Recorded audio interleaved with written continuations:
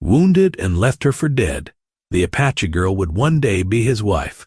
But first, Cole Bannon had to save her people's land and make the man who shot her answer for it. This is the story of the New Mexico Territory in 1883, of a wealthy speculator determined to make an entire band of people vanish from his ledgers through paperwork alone, and of a woman who came back, not as anyone's rescue, but as her own. The summer of 1883 arrived in the territory the way trouble always did, without warning, without apology, just heat pressing the red earth down like a hand trying to hold something under. The rains hadn't come. The creek beds had cracked into wide gray seams, and even the lizards moved slower, conserving whatever the drought hadn't already taken from them. Cole Bannon was 24 years old that summer, and he'd been doing a man's work since he was 16, which meant most mornings it felt about right to him. He rode for the Loyola spread on the eastern edge of the territory, $45 a month, a one-room line cabin, and the understanding that his time belonged to whoever needed it between sunup and whenever the work finally let him go. He didn't complain. Complaining required someone willing to listen, and Cole hadn't had one of those in longer than he cared to count. He was riding the eastern fence that afternoon when his horse, a steady dun gelding named Rio, who didn't spook at much, planted his feet and refused to go another step. Cole knew better than to push him. The ground dipped into a shallow basin there, a slab of red rock rising 8 feet on one side and throwing a long shadow across the basin floor. And it was in that shadow that he almost missed her, a shade too, still the wrong color against the clay. A young woman lay on her side against the rock, one arm flung out ahead of her as if she'd been reaching for something and simply stopped. Geometric stitching in red and black thread ran along the hem of her dress. Blood dark and dried at the edges soaked through the cloth at her ribs. Cole dismounted slow, boots loud on purpose so he wouldn't startle her if she woke, and crouched down close enough to see the wound and the shallow, uneven rise of her chest. Her pulse under his 2 fingers was weak and much too fast, but it was there. She was alive, for now.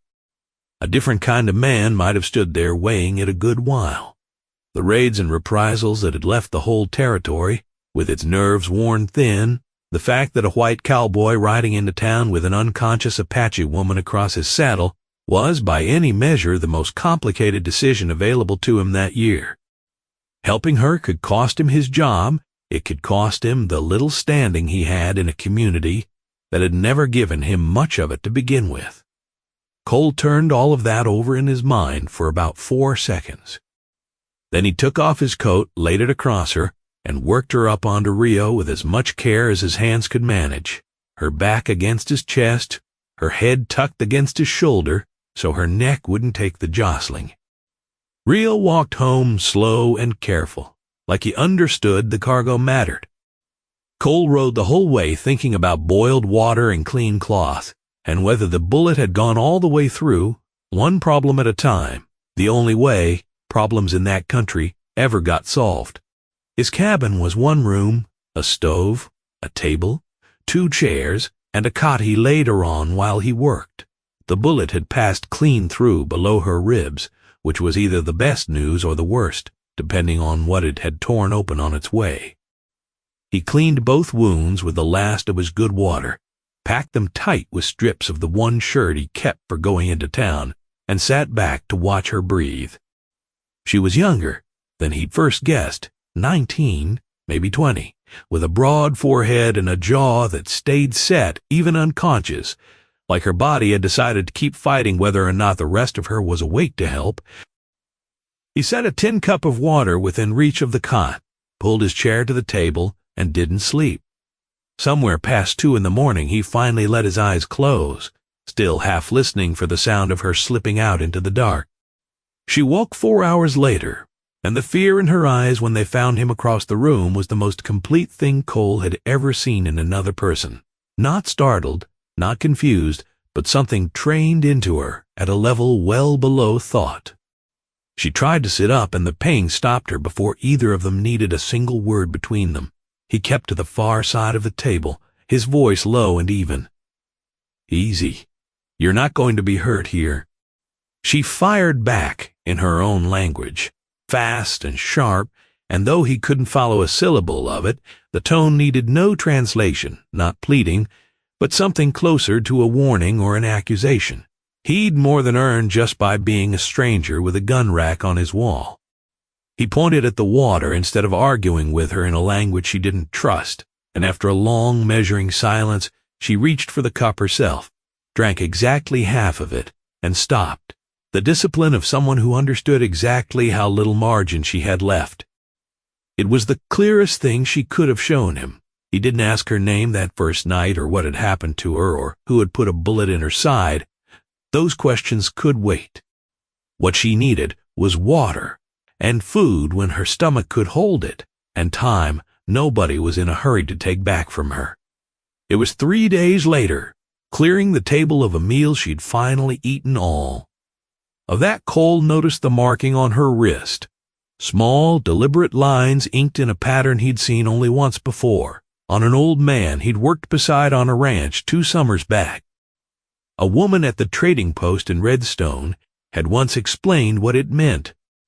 That mark belonged to the Antelope Wash Band, and the Antelope Wash Band was not just any band of people scattered across the territory. They were the ones at the center of the land dispute with Silas Marrow, a wealthy speculator who'd arrived in Santa Fe 2 years before with money lawyers, and a rare talent for acquiring land through paperwork that read as lawful right up until a man studied it closely, at which point it read as something else entirely. Marrow wanted the water running through Antelope Wash territory, a spring-fed creek that didn't dry up even at the height of a drought like this one, and that the railroad men he was courting needed guaranteed for their line. Somebody had put a bullet in this girl and left her under a rock to die of it. She wasn't a stranger who'd wandered off a trail. She was somebody the most powerful man in 3 counties was trying very hard to make disappear, which meant the men who'd shot her weren't finished and might still be looking. Cole kept all of this to himself. What was there to say? "You're more complicated than I thought, and I'm a cowboy with $45 a month and a cabin I don't even own." Trouble came wearing a hat and a friendly face on the 8th day. 2 men rode up from the south around noon, one broad through the chest with a deputy star. Cole didn't recognize, working, he claimed, out of the Marrow land office. They were looking for a missing Apache woman. Young might be hurt. Cole gave him nothing worth having and left it there, because the more words a lie carried, the more places it had to crack. "Long way out here to be working alone," the man pointed out. "I like the quiet," Cole allowed. The reward was $60, the deputy mentioned as he turned his horse, in case anyone happened to remember something later. Cole watched them ride south until they were 2 specks and a thread of dust, then went inside to let her know, in the fewest words he had, that they were gone. She'd moved to the far corner during the visit, back to the wall, a clear line of sight to the door, not the position of someone waiting to be saved, but of someone who had never once in her life waited for another person to solve a problem for her. Cole found he respected that more than he knew how to say. The days arranged themselves after that, one folding into the next. Her color came back. The wound closed a little more each morning, and each morning she moved a fraction more freely, a fraction less careful with her right side. She knew some English. He found that out the evening he knocked a cup over reaching for the pitcher, and quiet, and without any particular urgency, one word reached him before he'd even registered the spill: careful. After that, words appeared between them a little at a time, the way water finds its way through hard ground. He'd point at the stove, the window, the horse in the yard, and name them without turning it into a lesson, just laying the words down and letting her decide what she wanted to pick up. She picked up more than she let on. In the mornings, she'd sit in the thin shade outside the cabin and point at things herself, the rock formation to the east, the sky, the ground, and name them in her own language, slow enough for him to try the sounds back badly at first, better with practice, while she tipped her head at the ones he finally got right. Which wasn't quite a nod, but meant something close to it. He started carrying a scrap of paper in his shirt pocket to write the words down at night, though he couldn't have explained exactly why it felt like something he wasn't ready to put into words out loud. It was on one of those mornings repairing a warped section of the door frame and thinking out loud without meaning to, that his own name slipped out. Cole, tapping his own chest. Cole Bannon. After a moment, she gave just the one word back. Talia. He didn't ask for more than that, and she didn't give more than that, but something eased in the air between them all the same, some tension that had been sitting there since the first night, finally letting go. On the 7th morning he'd come back from checking the water trough to find a fire already going, and Talia sitting straight back beside it, working a strip of her own ruined hem into a tight-woven pattern, with fingers that clearly knew the motion by heart. She worked another 20 minutes without acknowledging he was there, which he found he didn't mind. There was something steadying about watching hands that knew exactly what they were doing in a world that had stopped making sense to either of them lately. When she finished, she set the piece down on the table in front of him without a word. A narrow bracelet, tight woven, red and black thread turned in a pattern that circled a band without a single break in it. He picked it up. It fit. She was looking somewhere just past his shoulder. The particular way a person looks when they've done something they meant and aren't sure yet how it will land. He thought, watching her, not quite watch him back, that he had never seen anything begin so quietly and mean so much all at once. 5 days after that, he woke to find a second bracelet on the table, identical to the first, the matched half of a pair, and understood, holding it, that some things simply don't have a word-size version of themselves worth saying out loud. If stories like this one keep you coming back, become a channel member, tap join beside the channel name, and help keep these Wild West tales coming. The second visit came 4 days later, and it wasn't friendly. 3 riders, this time, coming in from the east, the direction that led nowhere but open desert, which meant Cole understood they'd been riding a search pattern rather than a road. Their leader claimed to be hunting stray cattle, though his eyes went straight past Cole to the cabin behind him before he'd finished the sentence. Word is somebody's been sheltering a hostile out this way, he warned. Territory law's clear on that. Cole made clear the law was wrong about a great many things and left it there.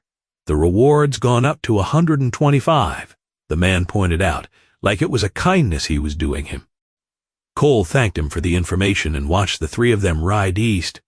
Inside, Talia had heard every word of it from the coroner. They won't stop.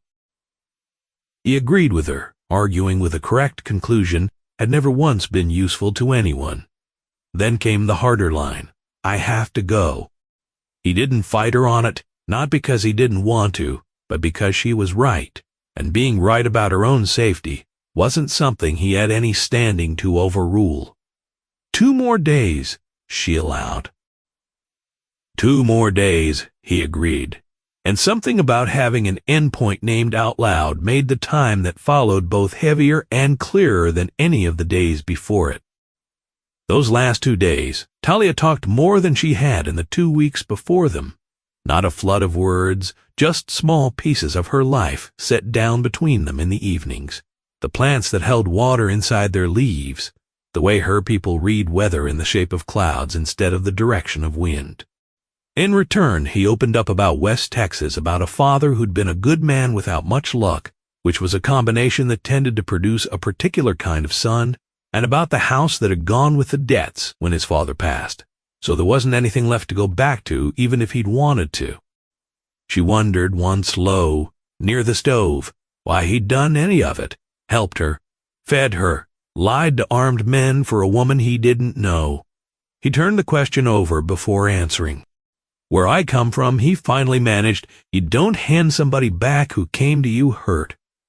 She was quiet a long while after that. I know why you helped me, she conceded eventually. Not as a question this time, but as something she'd been testing and had finally decided was true. He didn't have a ready answer for that, so he sent her off to get some sleep. and she came as close to laughing as he'd heard from her yet. In the morning before the sun was up, she was gone, her own clothes taken, his spare shirt folded neatly on the cot, the second bracelet gone from the table. His own bracelet stayed on his wrist. It never came off. 5 years is a long time, long enough to stop listening for hoofbeats that weren't coming, long enough to convince a man he'd made his peace with something, even if he'd really only gotten skilled at pretending to. Cole Bannon was 29 now, and the territory around him had changed more than he had. The railroad had pushed in from the north. New towns had sprung up quick and loud along the line, full of men who'd arrived with plans and no memory of what the land had looked like before them. Water rights had become the thing men fought over hardest, harder than cattle, harder than almost anything else that had ever mattered out here. Silas Merrill had thrived through all of it. That was the word people used. Thrive. His land office had grown into 3 counties. His name sat on water contracts and grazing leases, and on the masthead of a Santa Fe paper that ran regular pieces about firm handling of the Apache question, a phrase Cole had read exactly once and never picked up another copy of that paper again. Cole had bought his own 35 acres 2 years back, once old man Loyola sold out and moved his family west, and he built a second stall onto the barn and run a proper water line up from the creek, and mostly kept to himself the way he always had. He still had the bracelet. He hadn't opened the drawer where the second one waited very often, but he'd never once thought about throwing either of them away. The day Talia came back looked like every other day right up until it didn't. Cole had spent the morning moving stock to better grazing after a late rain and was fixing a stretch of barn roof when he heard hoofbeats coming up from the south. Not an errand horse, not a stranger passing through, but the deliberate gait of an animal that belonged to someone who knew exactly how to care for it. The rider who came over the rise sat straight in the saddle, dark hair loose in the wind, wearing a riding jacket with traditional beadwork at the collar that belonged to neither one world nor the other, entirely and only to her. She stopped her horse at the gate and looked at him with eyes he had never once managed to forget in 5 years of trying. And Cole Bannon, who hadn't been surprised by much of anything in longer than he could remember, felt every thought in his head go sideways at once. "You don't remember me, Cowboy?" The question was so far from a real question that it barely qualified as one. He'd thought of her enough times across 5 years that her face had worn a path into his memory, the way water wears a path into rock, not through any single moment, but through the sheer accumulation of ordinary ones. He looked down at his own wrist. The bracelet was there, thinner now, frayed at 2 points he'd tied back together rather than cut loose. "I kept it," he finally managed. Something moved behind her eyes. "I know." She reached into her saddlebag for its matching twin, the one she'd carried away 5 years before and never once let go of either. They sat at the same table, in the same 2 chairs, and Talia walked him through, in English that had gone from careful and sparing to precise and abundant across 5 years, everything that had happened since the morning she'd slipped out of his cabin before dawn. A search party from her own people had found her within 3 days, well enough by then to travel the rest of the way home on her own. She was 24 now, and she'd spent the years since doing what she'd apparently been building toward even before the desert nearly killed her. Studying law under a Santa Fe attorney named Josiah Whitfield, a man who'd come west with genuine convictions about treaty rights and no illusions left about how rarely those convictions actually won. And training alongside her band's healer at the same time, because both kinds of knowing mattered, and she'd never seen much sense in choosing only one. The elders had petitioned the Territorial Council twice already, she explained, and both times Merrill's lawyers had buried the filing under procedural objections before it could be properly heard.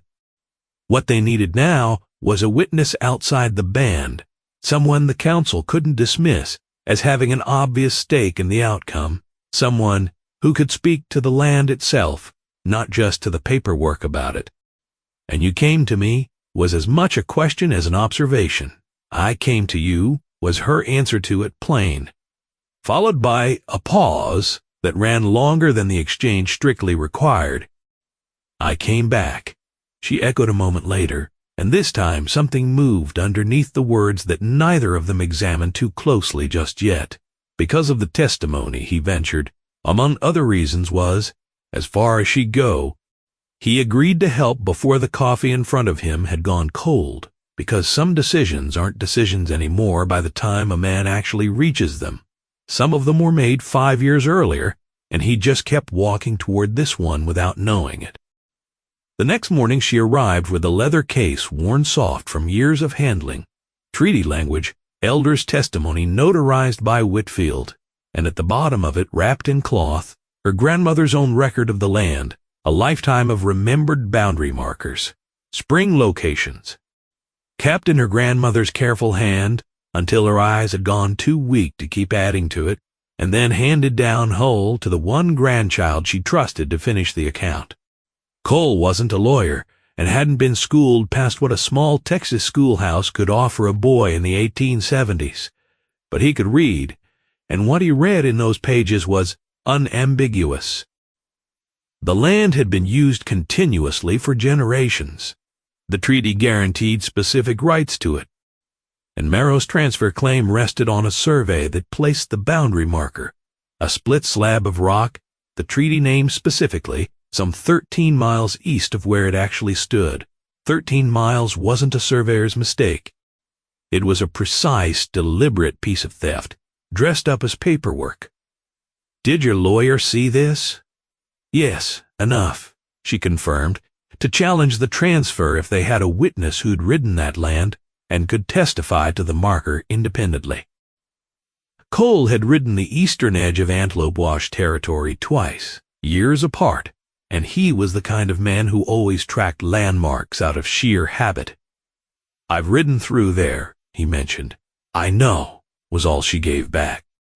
"You knew that before you came here." "Yes," she conceded, without apology, and something in the honesty of it settled between them. She was done keeping half of herself hidden from him, whatever it cost either one of them going forward. It was working late one night over the survey documents that Talia went still over a single notation on the map, a creek bed on the eastern edge of the band's territory, and confessed, in a voice worn smooth from repeating it inside her own head too many times already, that her brother had been found near there. Killed in a raid the summer before Cole had found her bleeding at his fence line. The men who'd done it hadn't been soldiers. They'd been hired, and it had taken her most of the 5 years since to trace exactly who had done the hiring. Marrow was the name she finally gave him. Cole sat with his pencil still in his hand, thinking about a house in Santa Fe with 4 lawyers and a water contract, and a newspaper that printed the phrase, "firm handling," like it meant something other than what it meant. "You knew all of this when you came to me, not really a question either." Yes, that was the whole of her answer. "You weren't going to tell me all of it. I was going to tell you enough for the testimony she granted, not the rest. I needed you to say yes because it was right, not because of what was done to me." He understood that better than she probably expected. "You knew I'd say yes either way" was as close as he came to an accusation. She agreed quietly that she had. Trouble arrived in a familiar shape on the 11th day, wearing a badge Cole recognized. Amos Kell had ridden cattle drives alongside him years back, the kind of friendship trail work produces, not clothes but real, built on the plain fact that a man does what he says he'll do. Kell rode in that afternoon without sending word ahead, which was itself a message, and warned Cole flatly that he needed to stop this before it went further than either of them could walk back from. "Marrow knows," was how Kell opened. "He's got a man inside the Territorial Council office who tells him every filing that crosses the desk, and Whitfield's name on anything gets noticed fast." Cole wanted to know what Marrow had offered him. Kell conceded after a long moment that it wasn't money. Marrow had threatened to make trouble over a water dispute involving Kell's own brother's ranch in the next county instead. The specific kind of leverage a man like Marrow preferred over anything so clumsy as cash. With Marrow, Kell had only gone as far as promising to look into it, And then you came here anyway, Cole pointed out. Kell didn't argue the point. I'm not going to lie to you about what I did or what Merrill wants of me now, he allowed, which is something, even if it isn't much. Be careful, Kell warned him before riding east again. And Cole stood at the fence a long while after, watching him go, understanding that a friendship built on trail work was about to be tested by something considerably heavier. Word moved through Redstone the way it always did in a town too small to keep a secret, as pressure, as a shift in temperature, and how a man's eyes changed when Cole walked into the mercantile for flour and nails. Otis Pruitt ran the store and had known Cole since the Loyola days, and he set the flour on the counter without much ceremony. Heard you've got company helping with some land business, was as far as Otis went by way of greeting. People are going to talk, Cole granted. Whether or not I do this, might as well have done the actual thing. Then Otis studied him over his spectacles a moment longer. You're a stubborn man, Cole Bannon. Cole allowed that he'd heard as much before, paid for his goods, and rode home with the particular lightness of a man who'd rather be talked about than have nothing worth talking about. An elder of the Antelope Wash Band came alone on the 13th day, which Cole understood to mean the visit was personal rather than official. A man of that age and standing didn't travel without company unless he'd chosen to. Elder Tua dismounted slow, looked at the cabin, looked at Cole, and wanted to know only whether she was well. She's well, was all Cole gave back. The elder stood a long while taking in the land around the cabin before he began again. I came to see what kind of man you are now. Not 5 years ago. He had one question, and he waited for a real answer rather than a quick one. What would Cole stand to lose if he stood with them? Cole thought about the 35 acres, the fences he'd built with his own hands, the small, hard-won standing he had in a community that had never given him much of it. Everything I have now, was his answer after a moment. Nothing I couldn't rebuild. Elder Tua didn't say whether the answer satisfied him. He got back on his horse and rode south, and Cole stood at the fence a long time afterward, honestly unable to read from the old man's face whether he'd given the right answer or simply the true one, and hoping in that particular country that those two things were finally the same. The message came 2 nights later in the shape of fire. Cole woke to smoke at 2 in the morning and got the horses clear before the flames could take more than the barn itself, hauling creek water 2 buckets at a time in the dark until his arms gave out and the structure was ash instead of a total loss. Nobody had been seen near it, but the fire had started at the base of the frame, at a point no spark from the stove or the summer heat could have reached on its own, and Cole knew exactly whose message it was meant to be. Talia came out when she smelled the smoke and stood beside him afterward in the ash-smelling dark, looking at what was left, still rebuilding. The same words he'd given the elder, without meaning to say them twice. She was sorry, plainly, though it wasn't hers to be, and he made that clear. It's connected to me. It's connected to Marrow. There's a difference. And he meant it. She didn't answer that, but she didn't go back inside right away either. And there was something in the two of them standing together in that dark that hadn't quite existed between them 5 years before, less careful now, more chosen. The only real disagreement they ever had came a few days after that, over how much to risk in a single hearing. She wanted the raid brought forward alongside the survey evidence, laid out together in one proceeding rather than 2. Cole thought it was too much weight for one case to carry. Walk in with a land dispute, he argued, and that's one kind of hearing. Walk in accusing the richest man in the territory of ordering a killing, and Marrow's lawyers will make that the entire proceeding and let the survey evidence drown underneath it. If we don't bring the raid forward, she countered, we stop nothing. He does this again somewhere else with different paperwork. We stop this much, at least, was Cole's whole reply. And then we build the other case with time we don't have. Her voice stayed level but went tight in a way he hadn't heard from her before. I've been strategic for 5 years, and I'm tired of a strategy that only wins in one place while losing in 3 others. You're not wrong, he allowed. Neither are you about the risk, so what do you want from me? Tell me I'm wrong if I'm wrong, was her whole request, and trust me if I'm right. He sat with that a moment, then picked his pencil back up. They'd make the survey case so airtight, he decided, that even if Merrow's lawyers pivoted to the raid, it wouldn't matter what else was in the room. She agreed, and they kept working past midnight to make it so. Become a channel member if these Wild West love stories keep you watching. Tap join beside the channel name, and you'll never miss the next one. They filed a petition together in Santa Fe, riding the 11 miles in full view of anyone who cared to look, and neither of them looked away from a single stare along the road. 3 days later, 2 men Cole didn't recognize showed up at his gate with a warrant signed by a judge who'd apparently met with Merrow's legal team twice that same week, a formal complaint accusing Cole of interfering with lawful territorial proceedings. He thought briefly about running and dismissed it inside 3 seconds, because running meant the petition lost its only witness outside the band, and losing that witness meant 5 years of her work disappearing into the same paperwork. He put Rio away, took the bracelet off his wrist, set it in the drawer beside its twin, and went with the 2 men without a fight worth mentioning. The county jail wasn't much of a building, 1 cell block, a high window that let in exactly enough light to keep the space from being called fully dark. Cole sat on the bench and thought about what Talia would do when she rode back to find Rio in the yard and no man attached to him, and decided somewhere in that thought that she wouldn't wait around for anybody. She never had. He thought, I can't do anything from in here. And then he thought, she can. She heard the news before dark and didn't panic, because panic was a luxury and grieving was for later.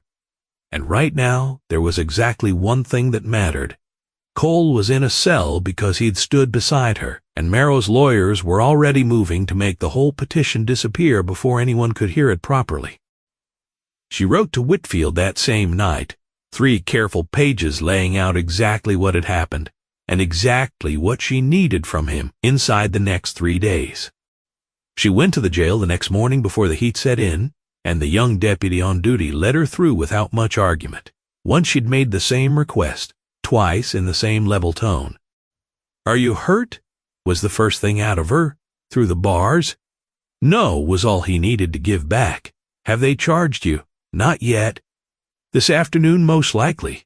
I wrote to Whitfield. Figured you would. She put her hand through the bars, brief and plain, no performance in it, and he put his hand against hers before she pulled it back. Don't wait on my account. Do what needs doing. I know that. I'm saying it anyway. And she almost smiled before she turned to go. Her third stop that day was the Antelope Wash camp itself, where she petitioned the band's council for formal authority to add the raid evidence to the petition. Whatever the risk to the hearing, now that Cole sat in a cell and the clock had stopped being generous with any of them. The council gave her that authority the same evening, and she rode back north with it in hand. 3 days of daylight left, and every hour of it now accounted for. Amos Kell came to find her at the county clerk's office on the 2nd day, hat in both hands, and allowed plainly that he'd decided to testify about the commissioners, about the meetings at Merrow's land office, about everything he'd confided in Cole, and more besides. His brother's water rights he'd deal with some other way. There was always another way. He just hadn't looked hard enough for it before. Now, why now? She wanted to know. Because Cole's sitting in a cell for doing the right thing, and I've been walking around free for doing half of it and calling it enough. It isn't enough. She had him sit and give his statement in writing before the afternoon was out. And when Whitfield read it later that same evening, his verdict was plain. Between the survey maps, her grandmother's record, and Kell's sworn testimony, they finally had a case strong enough to survive whatever Merrow's lawyers tried to throw at it in the room. She went back to the jail the evening before the hearing and let Cole know, through the bars, that Whitfield had filed the paperwork that afternoon to subpoena him as a material witness, which meant the territory had to release him to testify, and holding him past that point would be obstruction of its own counsel proceeding. Cole stared at her a long moment. "You got me subpoenaed." She'd gone straight to the clerk. There was no legal ground to keep him from attending as a witness in his own petition. Something moved through him that was relief and something else besides. Something that had been building since long before the cell, maybe since before the 5 years, maybe since the first morning he'd found her bleeding at his fence line. "You are extraordinary," was all he had. This time she didn't almost smile. She smiled outright and let him know she already knew that, and he laughed for what felt like the first time in longer than the 3 days he'd spent in that cell. They released him at 7 the next morning, and he rode into Santa Fe beside her with the bracelet back on his wrist where it belonged. The territorial council chamber was packed tighter than either of them expected. Otis Pruitt from the Mercantile sitting with his spectacles on and his opinion carefully unspoken. Members of the Antelope Wash Band along one side with Elder Tua among them. And in the front row, Silas Merrow himself, well-dressed and flanked by 3 lawyers. The kind of man who'd never once walked into a room without resources arranged behind him. Talia presented first, and Cole watched her stand before the council with her feet planted and her hands still, laying the treaty boundary language and Merrow's survey map side by side on the table, so the 13-mile gap between them was visible to everyone in the room without her needing to say a single dramatic word about it. Merrow's lead lawyer stood to argue that boundary discrepancies were common in territorial surveys of that era. Her response was that the boundary markers named in the treaty were physical, fixed landmarks, a rock formation, a spring, a creek junction, not subject to methodology, only to whether they were there or not. When Cole was called, the same lawyer pressed him hard on how a man could remember a landmark from years past. "I navigate by landmarks. It's not a habit. I turn off," was his whole answer. The lawyer had no good comeback for that, and sat back down, and the council members traded a look that Cole read easily enough. Something in the room had already begun to shift in their favor. Kell testified next, hat in his hands, describing 2 county commissioners, and a meeting at Merrow's land office, and documents signed in the days right after it. Language that, he was careful to specify, went beyond ordinary land business into coordinated interference with the treaty review itself. Merrow's lawyer objected twice. Whitfield met both objections with the legal grounds for admitting it, and both times the council ruled in his favor. Then Talia stood again and introduced the raid, the men hired 5 years earlier, the trail of connection back to Merrow's office that she and Whitfield had traced across 3 independent sources over 2 careful years. Merrow's lawyer was on his feet immediately arguing. It fell entirely outside the scope of a land survey hearing. "We are not asking the council to try the raid itself," Whitfield made clear. "We are asking the council to weigh that the same man accused of falsifying a survey has documented ties to violence against the very people whose land is in dispute." The lead council member raised a hand for quiet and wanted to know directly whether she was saying the same individual behind the transfer claim was connected to an attack that had killed members of her band, including her own brother. Yes. The room went completely still. In the particular way a room goes still when everyone present reaches the same understanding at the same moment, and none of them are quite ready to say it aloud first. The council recessed for nearly 40 minutes. Cole and Talia stood together outside on the street in the gathering heat, her hand finding his without either of them announcing it. A territory's worth of waiting compressed into those minutes. Neither of them could do anything to speed along. When the council came back, Cole and Talia sat together this time at the same table, and the lead member didn't waste the room's patience with a long preamble. The transfer claim, he ruled, was suspended pending a formal investigation into the survey's accuracy. The matter of the 1883 raid would be referred to the territorial governor's office with a recommendation for federal review. Marrow's lawyer was on his feet with objections before the sentence had finished landing, and the council member let him finish and then confirmed simply that the referral stood. It wasn't a complete victory. It wasn't justice for her brother. Not yet. Not in any way that word usually meant. But the machinery that had been quietly grinding her people off their own land for 2 years had been stopped. Today, at least, in front of a packed room that wouldn't soon forget having watched it happen. Marrow rose when it was over and looked at Talia, and then briefly at Cole, not the look of a man who still held every card, but of one who just discovered the rules of his own game had changed underneath him without his permission. He left with his lawyers. Talia sat with her hands flat on the table for a long moment before she began. "Your brother," Cole ventured quietly. "Yes, not an explanation, just an acknowledgement that the referral wasn't the end of it, only the beginning of a process that might one day actually produce one." Whitfield found them on the courthouse steps and allowed plainly that in 30 years of practicing law, he'd never seen a case built or argued the way she built and argued this one. "I taught you procedure was, as far as he'd take credit when she thanked him. The rest was yours entirely." Kell came to Cole, next hat still in his hands, admitting his position with Marrow's people was about to get considerably more complicated. "We'll figure it out," was Cole's whole reply. "We?" Kell echoed the word like it cost him something to hear out loud, and put out his hand, and Cole shook it. They rode home together. After that, the long road north through the territory, quiet in the way that had never once felt empty between them. The barn, Talia brought up eventually. "I'll rebuild it," was his whole answer.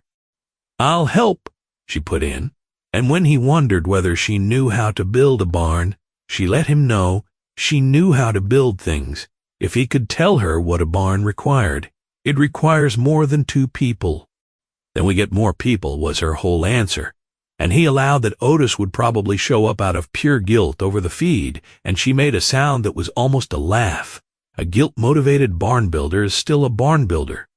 He agreed that was true.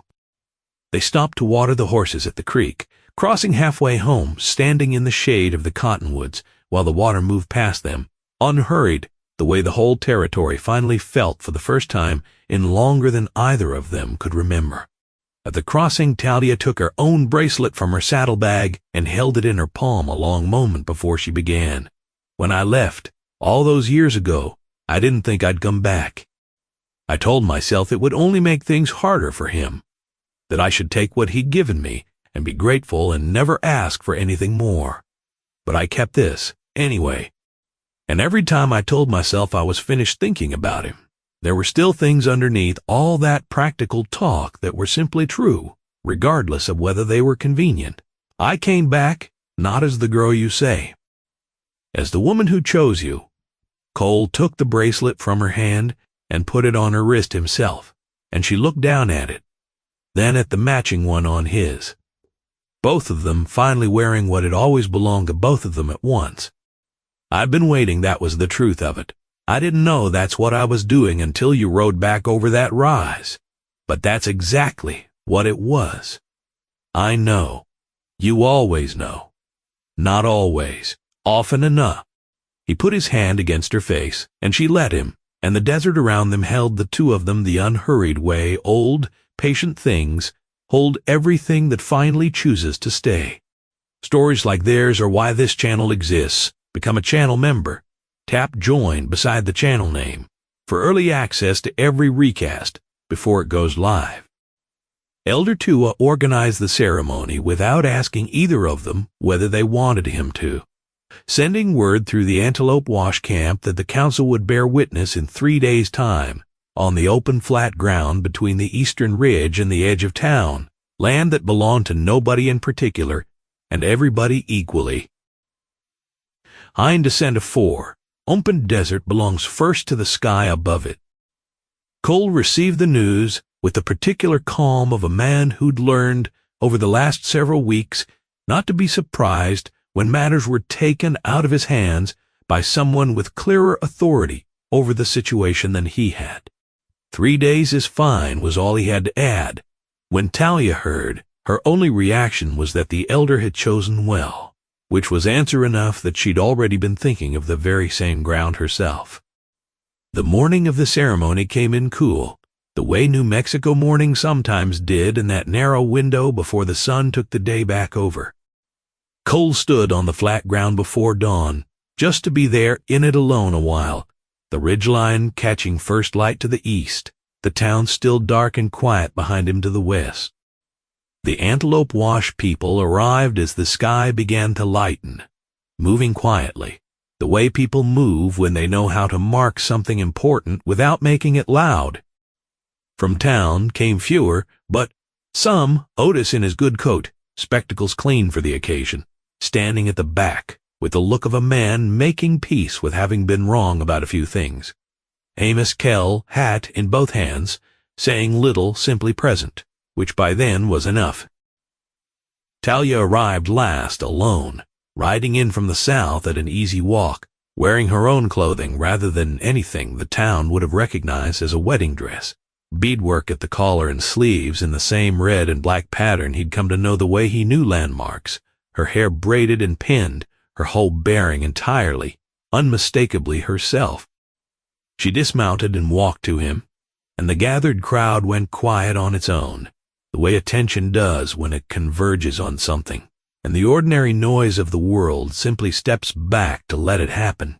Elder Tua began first, slow and deliberate, calling the sky and the gathered people to witness two people being seen clearly for exactly who they were, no more and no less than either deserved.